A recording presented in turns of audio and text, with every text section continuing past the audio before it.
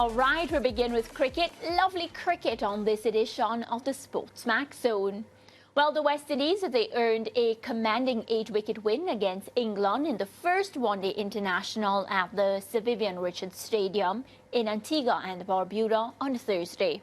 Well, as we updated you on last evening's show, spinner Gurukesh Moji grabbed 4 for 41 to help the Caribbean side restrict England to 209 in 45.1 overs, with the fast bowling trio of Jaden Seals, Alzari Joseph and Matthew Ford cupping 2 wickets apiece. Well, rain delayed the start of the Windies' reply, but the chase for 210 eventually got on the way, with Evan Lewis blasting a 69-ball 94. Either side of a second rain intervention, with the West Indies 81 without loss at the end of 15 overs. Well, leaving the hosts who were hunting a revised target of 157 upon the resumption, needing just 76 more runs from the next 20 overs, which they got with 55 balls to spare at 157 for 2 in 25.5 overs. Well, the man in form, Evan Lewis, commented on the change in conditions between innings as well as the possibility of a series victory. The first inning looked like it was a bit tough. When we started to bat the power play as well, a couple of balls hold, but it wasn't holding as much as the first innings. I think when the rain fell as well, it helped us a lot in terms of the ball getting wet and coming on better to the bat. Yeah. I think we just have to be playing the cricket we have been playing, be positive of what we're doing. It's important to try and win the second game so we can actually close off the series. I think we have the support from the coaching staff, so we just have to go out there and execute. Cricket commentator Nikhil Uttam-Chandani, he joins us this afternoon to discuss. So Nikhil, good news. We're starting today's discussion by talking about a Windies win. First question for you, how did the rainy conditions affect the result? Definitely affected it in a massive way, Mariah, when you think about the wet conditions being added challenge for England. Already you have to deal with the fact that history says, and you look at the last 5 games coming into this series, all had been won by the chasing team. And the surface is quite slow, generally at the Sir Vivian Richards Stadium. And as you get into the evening and it cools down, it seems like it gets a bit quicker under the lights, even when there's no dew. So I think the fact that you did have the rain, not only was the ball hard to grip for the likes of Adil Rashid and Livingston, but also I think it allowed the ball to come on a touch better. So yeah, the toss is quite a big factor, and obviously the moisture as well. Yeah, and the moisture worked in Evan Lewis's favour because 94 runs. Nikhil, I felt it. I never like when any batsman gets to like 94, 90, even like in the 90s and don't go on to make that century. But Evan seems to be in good spirits. I just want to stress the fact that he has been getting consistent performances. On the back of that century, he now hits a 94. And, you know, the power in which he hits the ball, just the sixes, the fours, the entertainment that we got. How good was he? You were there live. Yeah, very good. I think other than the entertainment and the 6-hitting prowess, what has really impressed me about this version of Evan Lewis is the intelligence. I mean, obviously we know him to be a ball beater, as we like to say in the Caribbean. But in the 50-over format, he's changed his temperament a lot. I've watched him be quite smart in terms of the bowlers he's picking to go after. Adil Rashid last night. And you saw in that initial spell of bowling with Jofra Archer and John Turner bowling really well, the new ball swinging, he was able to absorb pressure, which the West Indies sort of lacked in Sri Lanka. Once he did that, 27 off 30 he was in the power play. As soon as it was finished and the new ball bowlers were done, he struck at 170. So very intelligent batting, and honestly, Darren Sammy and the selection panel deserve a lot of credit for this pick because there was a lot of skepticism around him coming back into the team. He's played 1 50-over game in 3 years, but they knew exactly what they wanted, and this is why they've opted to have him back in.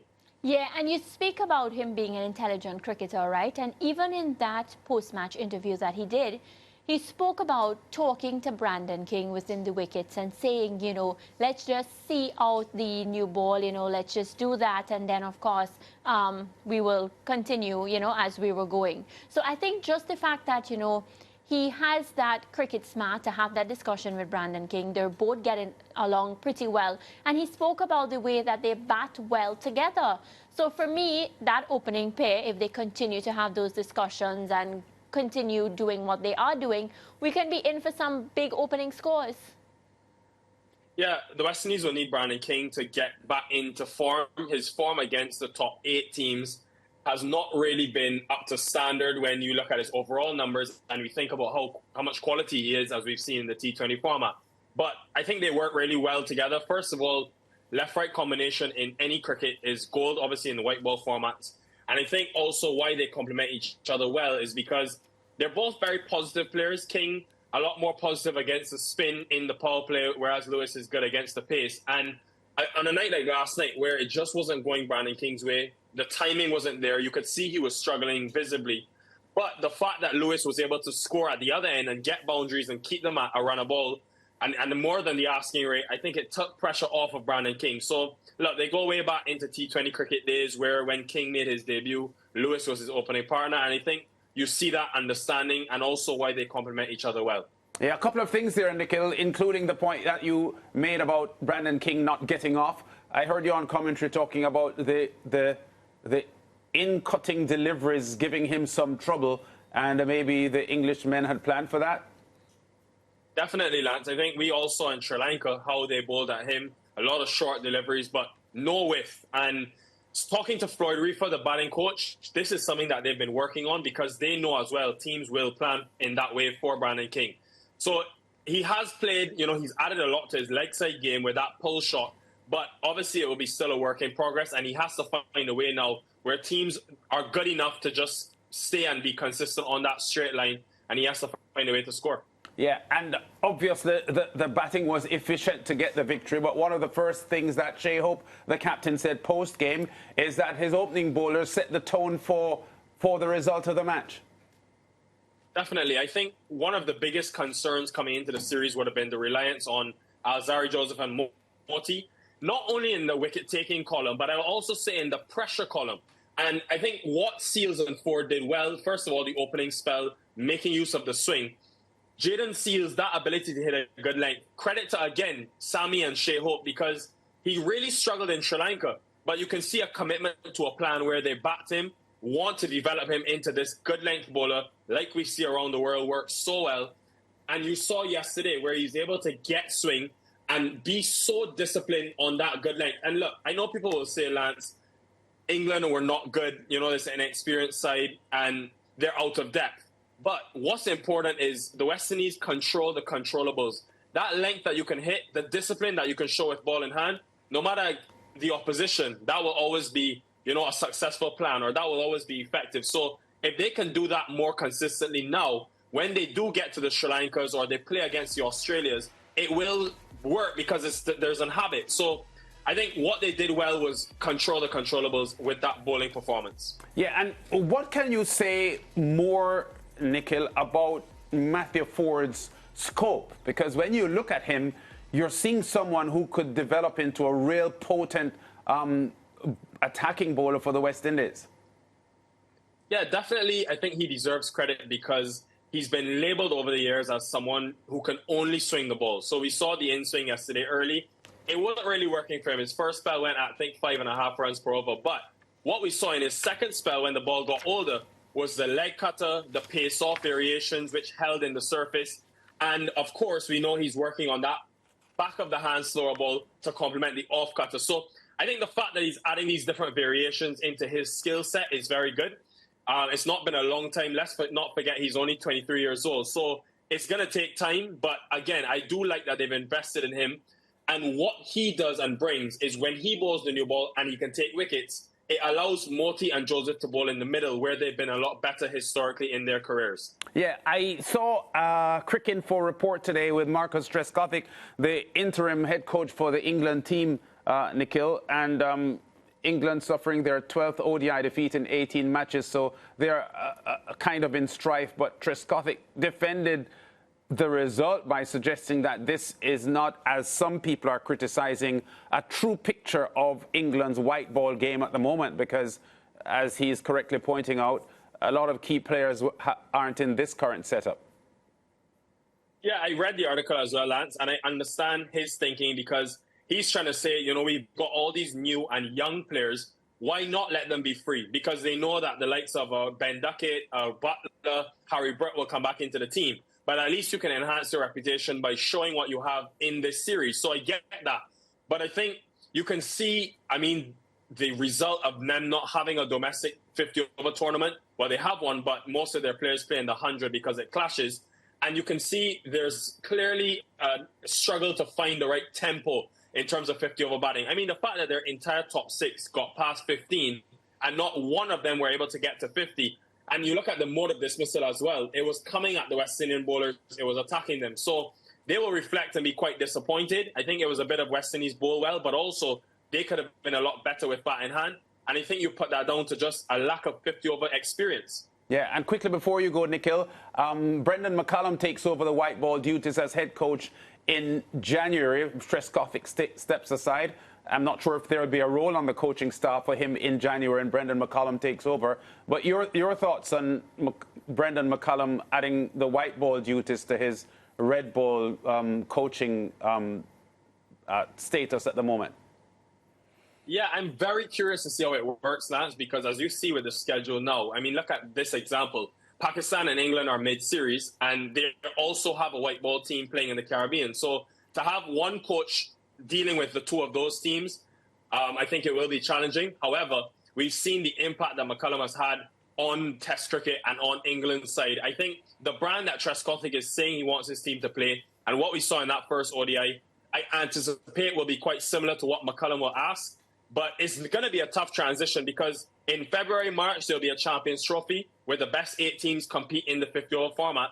And knowing England fans and knowing how high their standard is, they will expect their team to challenge and, if not, win. So it's going to be a tough transition, tough to manage. You don't really see a lot of teams around the world have the same coach, barring, India, England, for example. But, yeah, I'm excited to see the impact he has, given what we've seen with basketball.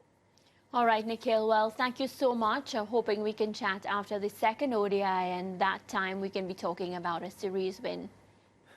Yes, hopefully, Maria. Enjoy the show today. All right. Thanks again, Nikhil. Okay, well, viewers, let's now give you an update from Friday's action of the CWI Regional Super 50 Cup, which is being contested in Trinidad and Tobago. So the Barbados Pride, they got their second victory of the campaign a short while ago, courtesy of a thrilling 3-wicket win over the Leeward Islands Hurricanes at the Queen's Park Oval in Port of Spain. West Indies all-rounder Justin Graves notched his second consecutive century of the season, 112 as the Hurricanes posted 284 for 5 from their 50 overs earlier in the day. Mikhail Louis, 55, and Chesney Hughes, 52, contributed half-centuries for the Leeward Islands franchise, as left-arm spinner Joel Warrican once again led the Barbados Pride bowling effort, finishing with figures of 4 for 43. Now, despite losing 2 quick wickets, a measured century from former West Indies under-19 representative Kevin Wickham, 118 kept the Pride's chase on track. So the right-hander found partners in the Pride's middle and lower order, including a useful half-century from skipper Kyle Mayers, who scored 58 as the Pride held the nerves to complete the chase in 49.4 overs at 285 for 7. Well, the Trinidad and Tobago Red Force, they're chasing 183 runs for victory against the Windward Islands Volcanoes in the day's other encounter over at the Brian Lara Cricket Academy. The Red Force had earlier dismissed the Volcanoes for 182 in 45 overs, with Joshua James, Anderson Phillip, of course, getting those wickets there. So Joshua James 2 for 16, Anderson Phillip 2 for 21, and then Yannick Carrier grabbing 2 wickets apiece. Now, captain Sunil Ambris and opener Jeremy Solizano had identical scores of 47 for the Volcanoes.